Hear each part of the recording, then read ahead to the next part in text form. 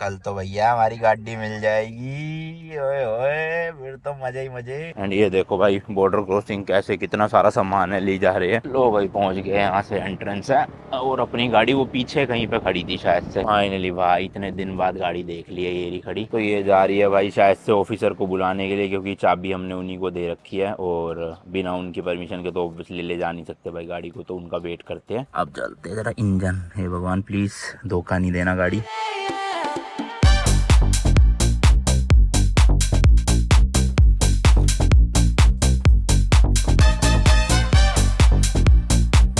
एक good news है, बहुत बढ़िया वाली। कल वाले व्लॉग में मैंने आपको दिखाया था कि हमारी गाड़ी का जो है वो स्टेटस दिखा रहा था और पेमेंट के लिए बोल रहा था। अब ये देखो भाई सर्च करा एंड यहाँ आ गया status completed. Date of entry दिया इन्होंने हमें 19 अप्रैल, मतलब 19 तारीख को मिला है और 5 मई तक हमें एग्जिट करना पड़ेगा थाईलैंड, क्योंकि ये जो डॉक्यूमेंट है वो 5 मई तक ही वैलिड है, उसके बाद नहीं है। तो चलो ये तो सही है कि भाई स्टेटस में कंप्लीटेड आ गया है। बाकी मैंने एजेंसी को मैसेज भेज दिया, होपफुली जल्दी वो रिप्लाई कर देंगे, हमारा डॉक्यूमेंट दे देंगे, इंश्योरेंस दे देंगे और जो भी चीजें चाहिए होंगी वो सब वो बोल देंगे जैसी हमें कि रेडी है। तो हम यहाँ से भाई टैक्सी बुक करके चले जाएंगे बॉर्डर की तरफ। 3 साढ़े 3 घंटे का रास्ता है और वहां पे वो हमारे सारे डॉक्यूमेंट दे देंगे। मतलब जो एजेंसी का बंदा है वो तो कंबोडिया से है, लेकिन उसकी जो मम्मी है वो थाईलैंड में चलाती है एजेंसी, तो शायद से उनकी मम्मी जो है वो हमें डॉक्यूमेंट पकड़ा जाएगी। फिर हम जाएंगे सीधा कस्टम ऑफिसर्स के पास। हमारी इमिग्रेशन तो सब कुछ हो रखी है, बस उनको हम वो डॉक्यूमेंट दिखाएंगे, वो हमारी गाड़ी को वो स्टैंप वगैरह कारनेट को स्टैंप करके, गाड़ी को कह रहा था कारनेट को स्टैंप करके हमारी गाड़ी हमें वापस दे देंगे और हम निकल लेंगे बॉर्डर से डायरेक्ट आगे के लिए। तो रूट जो है ना वो भाई बॉर्डर से मलेशिया तक का निकलता बैंकॉक से ही है, बट बैंकॉक के अंदर आने की जरूरत नहीं है, बाहर बाहर से ही निकलता है। तो इसलिए बैंकॉक में आज ये हमारा आखिरी दिन होने वाला है। अगर उन्होंने आज रिप्लाई कर दिया टाइम पे कि आ जाओ तो हम आज ही टैक्सी बुक करके चले जाएंगे। अगर कल किया तो कल सुबह सुबह टैक्सी बुक करके चले जाएंगे।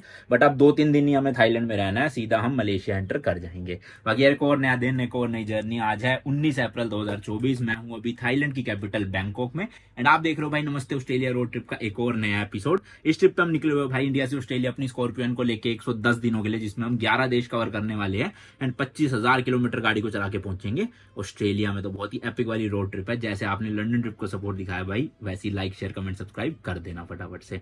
बाकी एक गुड न्यूज है ये वाली, लेकिन एक बैड न्यूज भी है। जैसा कि आपको पता ही है भाई मलेशिया का तो इंडियंस के लिए वीजा फ्री हो गया, मतलब कोई वीजा की रिक्वायरमेंट नहीं है, लेकिन सिंगापुर के लिए वीजा चाहिए इंडियंस को। और हमने जब इंडिया में सिंगापुर एम्बेसी में वीजा अप्लाई किया था ना, तो उन्होंने हमें देने से मना कर दिया था। उन्होंने कहा था कि आप ना डेट ऑफ एंट्री के 1 महीने पहले से ही जो है वो वीजा नहीं ले सकते। मतलब कि अगर हमें मान लो 15 मई को एंटर करना था तो हम 15 अप्रैल से पहले नहीं ले सकते। और मैं उसी टाइम पे इंडिया गया था तो इंडिया पे तो मिल नहीं पाया था। और उन्होंने कहा था कि आप ना थाईलैंड में जो एम्बेसी है ना सिंगापुर की, वहां से ले सकते हो। तो मैंने कहा ठीक है फिर कोई दिक्कत नहीं है। बट भाई हमने थाईलैंड में भी बात करी, VFS यहाँ पे इशू करता है और सिंगापुर एम्बेसी भी, लेकिन उन्होंने वीजा देने से मना कर दिया है। उन्होंने कहा है कि यहाँ पे आप जब भी अप्लाई कर सकते हो जब आप थाईलैंड के रेजिडेंट हो, टूरिस्ट वीजा पे आए हो तो आप यहाँ से अप्लाई नहीं कर सकते हो। तो मैंने कहा इंडियन एम्बेसी जो इंडिया में सिंगापुर की एम्बेसी है उन्होंने तो कहा कर सकते हो, बट उन्होंने कहा नहीं सर। इंग्लिश तो बोल रहे थे वो अच्छे से, बट उन्होंने साफ मना कर दिया। तो भाई साहब मेरा तो दिमाग घूम गया। मैंने कहा इंडिया वाली एम्बेसी कुछ और बोल रही है, यहाँ VFS वाले कुछ और बोल रहे हैं, अब अप्लाई करेंगे कैसे। तो अब एक लास्ट ही चाह रहा है कि मलेशिया में अप्लाई करें हम सिंगापुर का वीजा। बट प्रॉब्लम पता है क्या है, शिपिंग को लेके प्रॉब्लम आ रही है सिंगापुर से ऑस्ट्रेलिया तक की। क्योंकि सिंगापुर में ना वीजा तो फर्स्ट रिक्वायरमेंट है, इसके अलावा भी बहुत सारे डॉक्यूमेंट्स चाहिए भाई सिंगापुर में। अगर आपको अपनी गाड़ी से एंटर करना है, वहां पे भी एक परमिट बनता है जैसे यहाँ पे बन रहा है ना थाईलैंड में। इसके अलावा इंश्योरेंस लेना वहां का, तो कनेक्ट ना हो नहीं पा रहे। ना इंश्योरेंस कंपनी कुछ रिप्लाई दे रही, ना वहाँ की जो लैंड अथॉरिटी वाली ऑफिस है उनको मैंने इतने दिन से ईमेल कर रखा है, वो भी कुछ रिप्लाई नहीं दे रहे जो परमिट बनना है। तो उनके बिना भाई हमारी शिपिंग बुक हो नहीं पाएगी। और दूसरी चीज, वो अगर रिप्लाई करते भी है तो सबसे पहले कहेंगे कि वीजा दिखाओ, वीजा हमारे पास है नहीं तो बड़ा समस्या वाली चीज है सही में भाई। ये लास्ट के 2-3 देशों में ना मैं बहुत परेशान हो रहा हूँ। थाईलैंड हो गया, सिंगापुर हो गया, मतलब भाई ढंग से कुछ है ही नहीं, ऑनलाइन पोर्टल ही नहीं है, सब कुछ ऑफलाइन है या फिर अपना ईमेल करो, ईमेल खेलो। अब ईमेल से रिप्लाई आ नहीं रहा, 15 दिन कब हो गए मेरे को। इंश्योरेंस कंपनी को भी ईमेल किया था, एक सिंगापुर की है, और दूसरा है वहाँ की लैंड अथॉरिटी को भी ईमेल करा कि हमारा वो परमिट बना दो। और एक वहाँ पे ऑटो पास कार्ड बनता है जैसे अपने इंडिया में फास्ट टैग की तरह कुछ, तो वो भी नहीं बन पा रहा भाई, समझ नहीं आ रहा। तो आज आज और देखता हूँ वरना मलेशिया जाके ही देखेंगे सिंगापुर का क्या सीन है। अगर नहीं हो पाता ना तो फिर मेरे को लग रहा है सिंगापुर को टाटा बाय बाय बोलना पड़ेगा, मलेशिया से ही शिपिंग देखनी पड़ेगी डायरेक्टली, क्योंकि सिंगापुर के इतने लफड़े हमारा बहुत दिन वेस्ट करेंगे और अब रियली में टाइम नहीं है भाई बिल्कुल भी।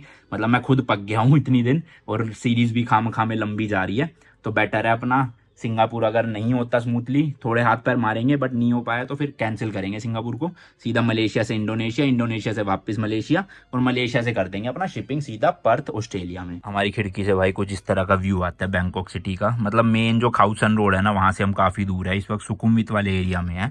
ये नीचे की भाई रोड है, मैंने वैसे दिखाई दी है आपको काफ़ी बार। ये प्रॉपर्टी भाई काफ़ी बढ़िया लगी मुझे बनी हुई, और भी सामने अच्छी अच्छी बिल्डिंग्स है। इस तरह का रूम था, दिखाई चुका हूँ।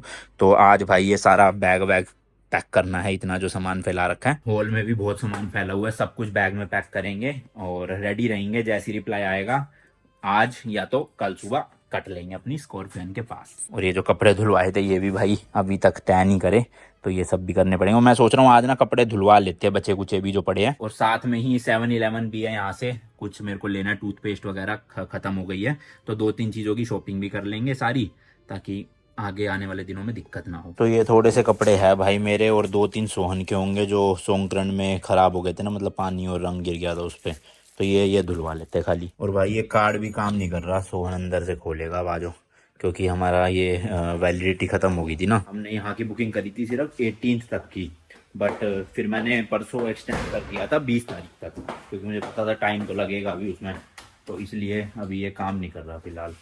देखते हैं, करवा लेंगे उनसे ठीक। बाकी भाई मेरी एजेंट से बात हो गई है फाइनली, उसने डॉक्यूमेंट वगैरह भेज दिया है, बट उसने पता नहीं उसने गलती कर दी या गवर्नमेंट की तरफ से मिला है। डेट जो है ना हमारी वो 21 अप्रैल की मिली है, 21 अप्रैल से 5 मई की, और आपको मैंने वेबसाइट दिखाया उसमें दिखा रहा है भाई 19 अप्रैल, तो पता नहीं क्या पंगा है, बट अब डॉक्यूमेंट के हिसाब से ही देंगे वो तो गाड़ी। तो मैंने उससे पूछा, मैंने कहा कल आ जाते हम 20 तारीख को, कल दे देंगे? वो कह रहे नहीं देंगे नहीं, कस्टम वाले 21 तारीख लिखी है तो 21 तारीख को ही देंगे, सुबह 8:30 बजे के बाद कभी भी आ जाना, हमारा एजेंट आ जाएगा, मतलब उन एजेंसी वालों का एक बंदा आएगा जो हमें हेल्प करेगा क्लियरेंस में।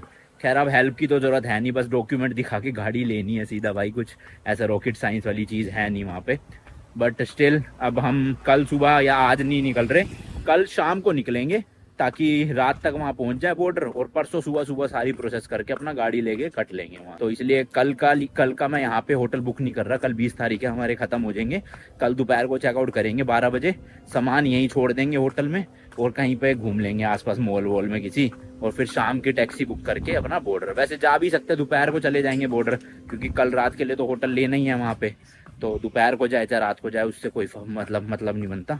बट देखते हैं कल का सीन जो भी है, यहाँ नहीं रुक रहे बस ये कंफर्म है। तो ये है भाई वो वॉशिंग सेंटर, यहाँ पे सोहन जो है वो इतने वॉशिंग मशीन में डाल देगा और मैं जाता हूँ 7-Eleven सामान ले आता हूँ ताकि दोनों काम हो जाए। ओके जी। जहाँ तक मुझे याद है भाई वॉकिंग डिस्टेंस पे ही है, यहाँ बहुत है 7-Eleven, मतलब इसी एरिया में ही होंगे भाई 7-8 तो बैंकॉक में दिक्कत नहीं होगी इन चीज़ों की ना। एंड ये मोहल्ला है भाई यहाँ का, आसपास खैर सब कुछ आपको मिल जाएगा, शेक चाहिए हो, वैसे कुछ सामान चाहिए हो, खाना, इंडियन रेस्टोरेंट 4-5 किलोमीटर के रेंज में है यहाँ पे, तो इतनी कुछ खास दिक्कत हुई नहीं। ऊपर से अपार्टमेंट था तो खुद भी हम कुक वुक कर लेते थे कुछ, तो इसलिए मैं बैंकॉक आ गया था भाई। बॉर्डर पे रुकना तो बड़ी मुश्किल बात थी, वहाँ पे कुछ भी नहीं थी फैसिलिटीज़, यहाँ पे सब कुछ मिल जाती है आपको। और इसी रोड पे आगे जाके ना 7-Eleven, यहीं पे देखो बिल्कुल पास में फ्यूल स्टेशन भी है, स्कूटर में फ्यूल यहीं से भरवाया था मैंने उन्हें देने से पहले। ये लो जी मिल गया 7-Eleven यहीं पे बाहर। ये क्या है भाई? सिम कार्ड की वेंडिंग मशीन लगी हुई है, क्या बात है। वेंडिंग मशीन है या तो रिचार्ज करने की मशीन है पता नहीं, पर ये वाला ज़्यादा बड़ा नहीं है 7-Eleven, बट अपने को जो चाहिए वो होपफुली मिल ही जाएगा भाई। यहीं कहीं पड़ी होगी टूथपेस्ट। क्या बात है भाई, कोलगेट मिल रही है यहाँ पे तो, और लगभग सारी फ्लेवर है। ये देखो ऑप्टिक वाइट प्रीमियम रेंज है शायद से ये, और भी है काफ़ी सारी। तो नॉर्मल कोई भी ले लेते हैं, ये लेते हैं बैटमैन वाली भाई साहब। या बैटमैन छोड़ो ना, ये बिल्कुल प्लेन फ्लेवर है शायद से, है तो कोलगेट ही। ये देखो यहाँ लिखा है ना इंग्लिश में कोलगेट, और यहाँ लिखा है थाई भाषा में।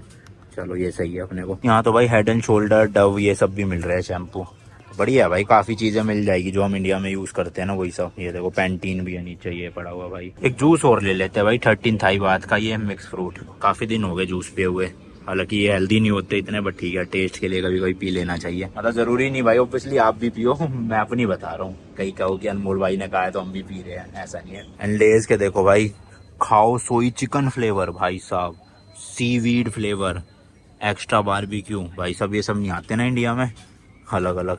ये ओरिजिनल लिखा हुआ है, शायद ये वो वाला है सॉल्ट वाला नॉर्मल जो होता है ना।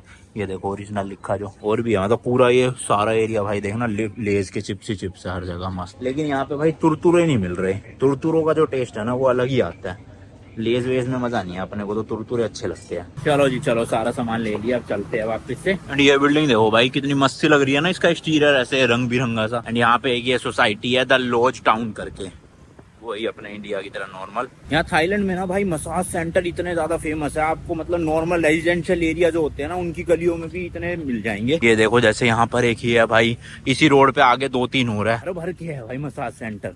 तो ऐसा नहीं है कि खाली जो टूरिस्ट एरिया वहीं पे है, लोकल लोग भी यहाँ के बहुत मसाज करवाते हैं। चलो जी चलो, सारे बैग अपने पैक हो गए हैं। एंड भाई हमारी टैक्सी भी आ गई है, नीचे खड़ी हुई है, दिखाऊं दिख रही हो तो। ये वो देखो वो पेड़ों के पीछे कहीं पे उधर, ये दिख रही है आपको ना वाइट गाड़ी, यही वाली है शायद। चलते हैं भाई, 6 बज गए हैं शाम के, वही अपना 9:30-10 बजे तक पहुंच जाएंगे बॉर्डर के पास। रात को भाई वहाँ सोना ही है, और सुबह सुबह फिर अपना बॉर्डर मतलब गाड़ी की क्लियरेंस में लग जाएंगे और गाड़ी लेके आगे निकल। तो ये आ गई है जी अपनी गड्डी टोयोटा की। कौन सी आई है भाई, कैमरी है क्या शायद, लग तो नहीं है, ऑल्टिस है। चलो कोई नहीं, सामान आ ही जाएगा अपना वैसे तो डिक्की में। ये हम बच गए थे 2, तो ये ले जा रहे हैं। और बॉर्डर पे क्योंकि कोई भी खाने पीने का ज़्यादा जुगाड़ नहीं है, वहाँ सिर्फ KFC है। हेलो तो इसलिए हमने यहीं से एक इंडियन रेस्टोरेंट से खाना ऑर्डर कर दिया है, वो भी 5-10 मिनट में आता ही होगा। तो भाई ये फोटो लेते हैं जाने से पहले और उतारते वक्त। ये जो ओनर होते हैं मतलब जिनसे हम बुकिंग करते हैं उनको भेजते हैं कि हमने पिक कर लिया है, ड्रॉप कर दिया है, ऐसे ऐसे। ये भी है शायद डिलीवरी आ रही है, बस 5 मिनट उसका वेट कर रहे हैं। मैं कह रहा हूँ कैमरी तो भाई बहुत ज़्यादा कंफर्टेबल, बड़ी, और AC भी मस्त था। इसमें तो पीछे वाली रो में AC भी नहीं है यहाँ पे, और सीट भी इतनी कुछ बड़ी नहीं है। ये वही 2500 था ही बात, इंडिया के 6-6.5 रुपये। चलो भाई खाना भी आ गया है, जूते वूते उतार दिए भाई, आराम से मस्त यहाँ पे लेटूंगा, और कब 3.5-4 घंटे निकल जाएंगे पता भी नहीं चलेगा।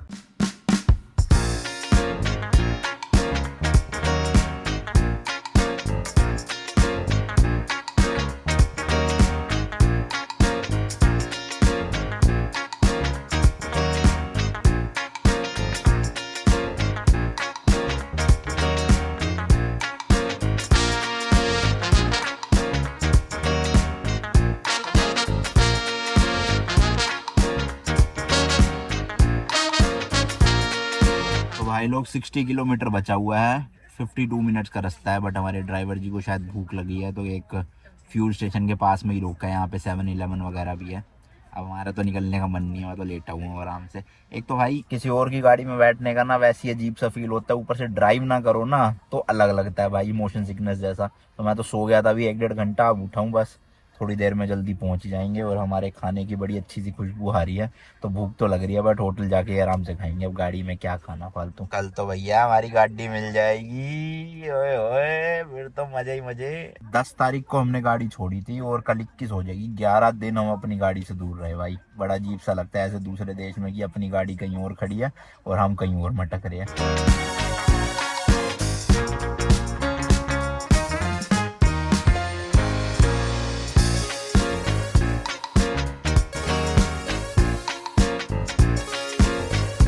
वही वाले होटल आ गया भाई, टूर एंड सोल। 600 थाई बात में रूम मिल जाएगा, रूम भी अच्छे, इनके सामान निकाल लेते हैं। या टेक दिस, आओ भाई आओ उधर। हाँ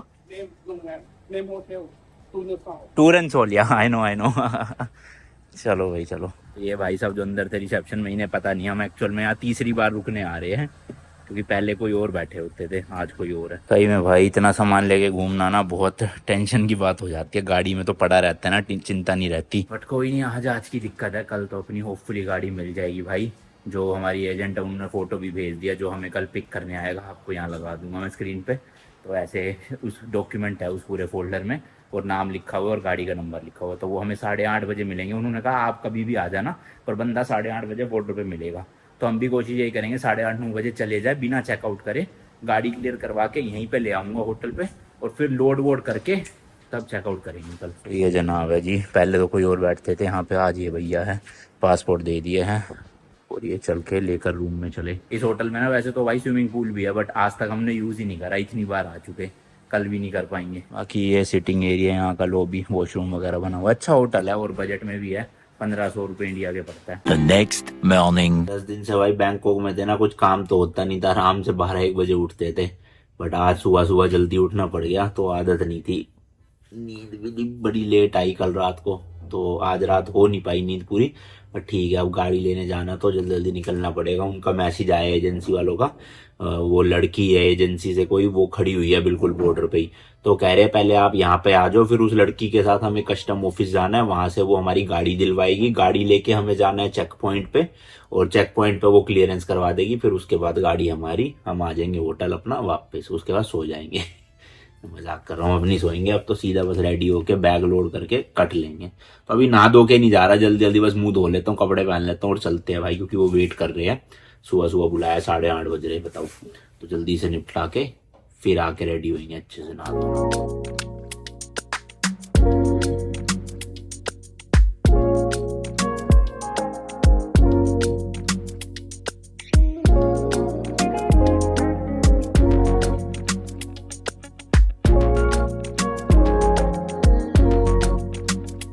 भाई शहर में इनकी जो ऐप है ना ग्रैब, उसमें टैक्सी भी बुक नहीं हो रही, क्योंकि टैक्सी अवेलेबल ही नहीं है आसपास। बाइक अवेलेबल है बट बाइक आ नहीं रही, और हम वैसे भी 2 लोग हैं, जा नहीं पाएंगे। यहाँ से है 1.2 किलोमीटर, 1.2 तो KFC है, KFC के भी फिर 400-500 मीटर आगे है, तो मतलब लगभग 2 किलोमीटर है बॉर्डर। तो पैदल तो नहीं चला जाएगा, बहुत गर्मी है। कोई रिक्शा रोकते हैं, शायद रुक ही जाए। हाँ रुक गया भाई, रुक गया। लेट्स गो, देखते हैं हमारे टुक टुक वाले भाई साहब कितने रुपए लेंगे। बहन जी है। बॉर्डर हाउ मच 70-80 बात, लगभग भाई 200 रुपए। चलो आओ। पिंक कर रखा ऑटो आंटी ने, सीट कवर वगैरह। ये देखो भाई, पीछे फैन भी सोहन के पिंक कलर का लगा रखा है, और नंबर भी आंटी का यहाँ पे। 200 रुपए वैसे तो ज्यादा है, बट ऑब्वियसली ऐसे रिमोट एरियाज में ना थोड़ा सा महंगी मिलती है चीजें, जहाँ टैक्सी वगैरह ऑनलाइन अवेलेबल ना हो।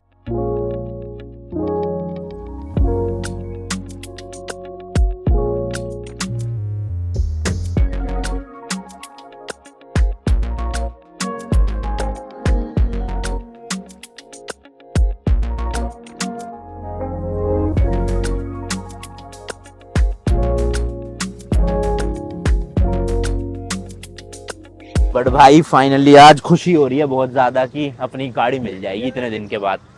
तो पैसे दे दो इन्हें। तो भाई यहाँ पे देखो वो टूर एजेंसी है ट्विन गेट, जहाँ से हमने कंबोडिया का वीज़ा लगवाया था। बट अब हमें वीज़ा की ज़रूरत नहीं है, क्योंकि इस बार हमें जाना ही नहीं है कंबोडिया, हमें तो अपनी गाड़ी लेनी है। तो वो जो लड़की है ना उनकी टूर एजेंसी की, वो खड़ी है वहाँ पे। देखो ये दिख रहा है भाई, गोल्डन सा गेट है, बाउंड्री पोस्ट लिखा है जहाँ पे, इधर जाना है हमें। चलो चलो चलो फटाफट आ जाओ। ये देखो भाई, स्ट्रीट फूड वगैरह मिल रहा है यहाँ पे। भीड़ भड़क्का तो पूरा रहता है बॉर्डर के पास, बॉर्डर क्रॉसिंग जो कर रहे होते हैं ना लोग। वैसे यहाँ पे प्रॉपर शहर इतना बड़ा नहीं है, थोड़ा सा दूर ना यहाँ से लगभग 4-5 किलोमीटर दूर, हमने मेले में गए थे ना, आपको याद होगा, वो शहर भाई बसा हुआ था काफी ज्यादा। एंड ये देखो भाई बॉर्डर क्रॉसिंग कैसे, कितना सारा सामान है, ले जा रहे हैं भाई। उन्होंने फोटो तो भेजी कि यहीं पे खड़े हैं, बट वो लड़की दिख तो नहीं रही है मुझे, हो सकता है अंदर चली गई हो छाँव में। ये देखो भाई, ये लड़की है जो वेट कर रही है हमारा, बट कर कहाँ रही है ये नहीं पता भाई। है तो जगह यही, देखो पीछे के आपको दिख रहा है ना ये बोर्ड, यहीं पे ये बोर्ड है। एक बार करता हूँ उन्हें मैसेंजर पे मैसेज। लो भाई लो, आ गई, मैंने उन्हें मैसेज करा और 1 सेकंड में वही अंदर ही वेट कर रहे। हेलो, हाँ हेलो, दिस साइड। तो अब इनके पास पता नहीं गाड़ी है या नहीं, क्योंकि यहाँ से कस्टम ऑफिस वही हमारे होटल के आसपास ही है, तो पैदल तो नहीं जाने वाले, या तो वही टुक टुक फिर से करेंगे या फिर ये अपनी गाड़ी ले आएंगी। मेरे ख्याल तो गाड़ी या स्कूटर है इनके पास कुछ ना कुछ। चलो पहले वहाँ जाना है ना गाड़ी लेने के लिए, फिर यहाँ क्लियरेंस होएगी सारी। सही में अभी भी नींद आ रही है मुझे तो। सोहन भाई वहीं पे वेट कर रहा है बॉर्डर पे, और मैं इनके स्कूटर में जा रहा हूँ वहाँ तक। अच्छा है, वरना टुक टुक के पैसे फिर से भरने पड़ते 200 रुपये। ये देखो भाई 7-11 वगैरह भी है, टॉयलेट्स वगैरह भी बने हुए, किसी को कुछ मतलब यूज़ करना हो तो। चलो जल्दी जल्दी पहुँचे और गाड़ी लेकर आए। अच्छा ये मॉल था यहाँ पे, स्टार प्लाजा, मैंने आपको दिखाया था ना, इसी में है वो रहा KFC सामने। काफ़ी बड़ा मॉल है, बट है इसमें 2-3 चीज़ें ही भाई, एक कैफ़े अमेजोन और एक KFC।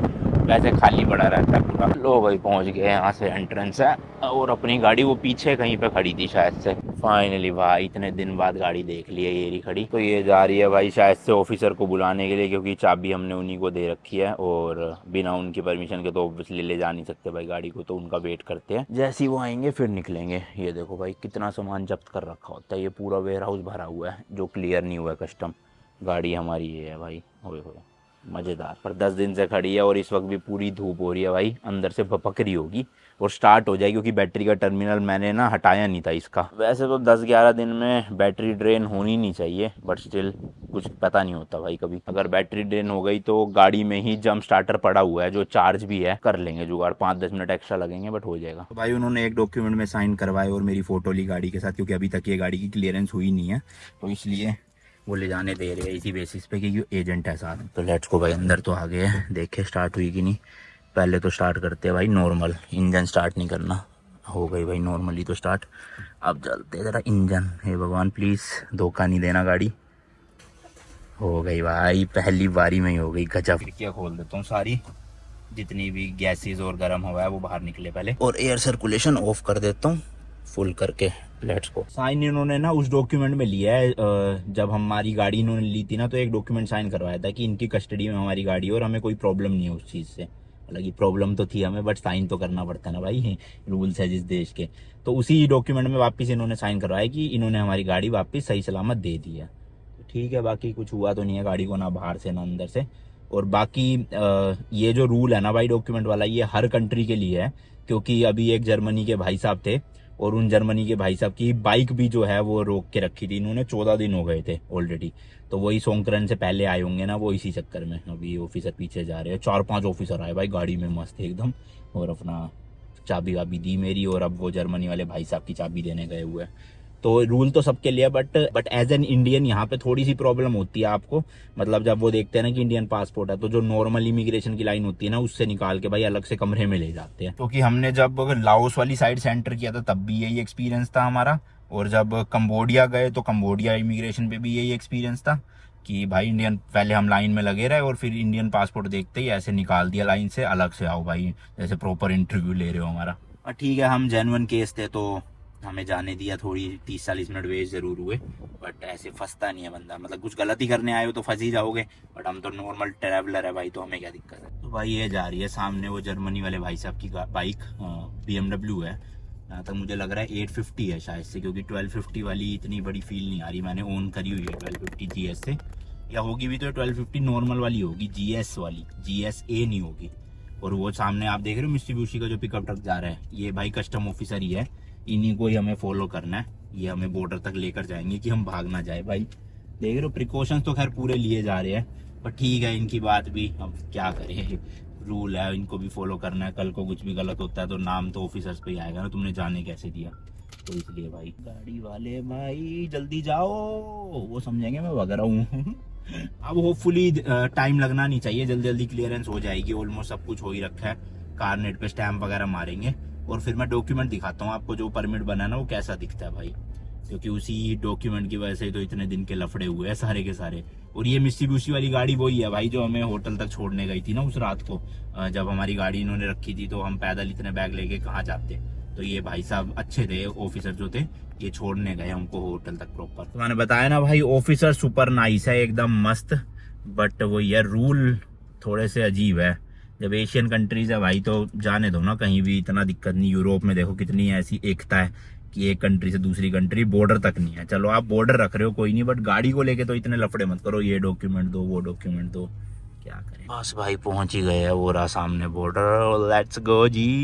ये देखो भाई बाइक पीछे से, एक्चुअल में मुझे पता नहीं चल रहा कौन सी है, किसी को पता चल रहा हो तो बताना भाई। मुझे लग रहा है 850 या 1250 नॉर्मल वाली होगी। बाकी लगेज वगैज भाई ने पूरा लोड कर रखा है। ये भी इंडिया आए थे भाई, बागा बॉर्डर से एंटर किया था इन्होंने अपना पाकिस्तान साइड से, अमृतसर में सोचो। तो पाकिस्तान से ये बागा बॉर्डर क्रॉस करके आए इंडिया में, और फिर आगे अपना कंटिन्यू करते हुए यहाँ तक पहुँच गए जर्मनी से। तो मैंने इन्हें बताया कि मैं भी गया था Germany last year, India to London. तो सुन के बड़े खुश हुए। मतलब अच्छा लगता है ऐसे ट्रैवलर्स मिलते हैं ना जो बाय रोड ट्रैवल कर रहे हो, तो अच्छा लगता है देख के। चलो बाकी मैं फ़ोन रखूँ भाई, अलाउड नहीं होता आगे ज़्यादा शूट करना। मतलब कुछ बॉर्डर में दिक्कत नहीं होती, बट दिक्कत निकल गई तो फ़ायदा नहीं ना, क्यों रिस्क लेना। आज अपनी गाड़ी लेनी है किसी भी हालत में, मैं नहीं चाहता वीडियो के चक्कर में और डिले हो। वो खड़ा है सामने सोनी का, उन आंटी जी तो नहीं, दीदी जी के साथ हो रहा। चलो भाई सारे डॉक्यूमेंट दे दिए हैं, क्लियरेंस हो गई है, बट एक पंगा हो गया है। वो अभी फिलहाल होटल चलते हैं, फिर बताऊंगा आपको पूरी डिटेल में। लेट्स गो भाई, लेट्स गो, निकलते। लाओ चाबी दो। चलो जी, वैसे तो भूख लगी है भाई, बट कुछ खाने का मिलेगा नहीं है। गन्ने के जूस की रेडी दिख रही है पीछे, जूस ही पी लेते हैं। होटल जाते हैं भाई, जल्दी जल्दी से कपड़े वपड़े चेंज करके नहा धो के अपना बैग वैग डाल के निकलेंगे। सोहन तो रेडी है, ये तो नहा लिया था। मैं अभी रेडी होऊंगा और सामान फिर उसके बाद मतलब पैकिंग तो करनी नहीं है क्योंकि कुछ खोला ही नहीं था भाई, तो डायरेक्टली बैग बस ऐसे के ऐसे ठूस के निकल लेंगे। क्योंकि अभी सफर है भैया लंबा, ऑलमोस्ट 1500 किलोमीटर है, आप समझ लो 1500 या 1300 के बीच में, अभी देख के बता दूंगा। और एक दिन में तो होने से रहा वो, क्योंकि गूगल मैप ही दिखा रहा है 16 घंटे, तो 16 घंटे ड्राइव करने में तो बैंड बच जाएगी। तो इसको देखते हैं भाई 2 दिन या 3 दिन में कवर करेंगे आराम से अपना, क्योंकि हमें कुछ जल्दी है नहीं इतनी, तो क्यों फालतू में बॉडी को कष्ट देना अपनी। तो होटल के अंदर चल के आपको डॉक्यूमेंट दिखाता हूँ और क्या दिक्कत हुई है वो भी बताता हूँ। भाई हमारे साथ ना बहुत दिक्कतें हो रही है इस ट्रिप में। अब वैसे तो वीडियो में इतनी दिक्कतें बताने का कोई मतलब है नहीं, क्योंकि सोल्यूशन नहीं मिलेगा, बट मैं इसलिए बता देता हूँ भाई कि एक अपनी भी मेमोरी रहेगी कि हाँ हमारे साथ ऐसा ऐसा हुआ था। और दूसरा, हमारे बाद अगर कोई ये ट्रिप करना चाह रहा है या ऐसा कुछ करना चाह रहा है तो उसको पता होगी भाई जो हमारे साथ चीजें हो रही है वो अवॉइड कैसे करनी है या उसका सोल्यूशन क्या है, ताकि उसको परेशान ना होना पड़े। तो हमारे तो पैसे, दिन, टाइम, एफर्ट्स लग रही है सब कुछ, बट ये किसी और के काम आ जाएंगे ना तो at the and worth it रहेगा सब कुछ। पर किसी के काम ही नहीं आ रहे, मैं बता नहीं रहा यूट्यूब पे या किसी की मदद नहीं कर पा रहा, तो फिर हमारा झेलना भी एक तरह से फालतू है। क्योंकि इसी भाई कॉन्सेप्ट से मैंने यूट्यूब शुरू किया था कि इंटरनेशनल ट्रैवलिंग में लोगों की मदद करूंगा, और वही कर रहा हूँ भाई। तो कुछ लोगों को हो सकता है कि दिक्कत हो कि क्या इतनी दिक्कतें होती रहती है तुम्हारे साथ, बार बार तुम्हें कुछ ना कुछ प्रॉब्लम ही हो जाती है, मत बताया करो। बट मैं उनके लिए बता रहा हूँ भाई एक्चुअल में, जिनको कभी ना कभी काम आ जाए। तो अगर भाई 6 लाख लोग भी ये वीडियो देख रहे हैं और उसमें से कोई एक बंदे को भी काम आ गई, तो मेरा तो भैया वसूल हो जाएगा ना कि हाँ ठीक है, हो गया बढ़िया। हेलो, वही तो कह रहा हूँ। अब वो जर्मनी वाले भाई साहब है, उनका भी सेम केस था भाई। उन्होंने लाओस से थाईलैंड एंटर करा था अपनी बाइक के साथ, वहां पे उनसे कोई डॉक्यूमेंट नहीं मांगा, आराम से कह रहे स्मूथली हो गया। फिर वो भी हमारी तरह बेचारे थाईलैंड से कंबोडिया चले गए घूमने, और कंबोडिया से जब थाईलैंड आ रहे थे तो उनको भी धर लिया। तो वो तो 14 दिन वेट कर रहे थे, हमने तो फिर भी 11 दिन ही करा, 3 दिन कम था हमारा। और उनसे लिए थे भाई एजेंसी वालों ने $200, क्योंकि बाइक थी ना। हमसे कितने 250 लिए थे ना, 250 लिए थे हमसे भाई।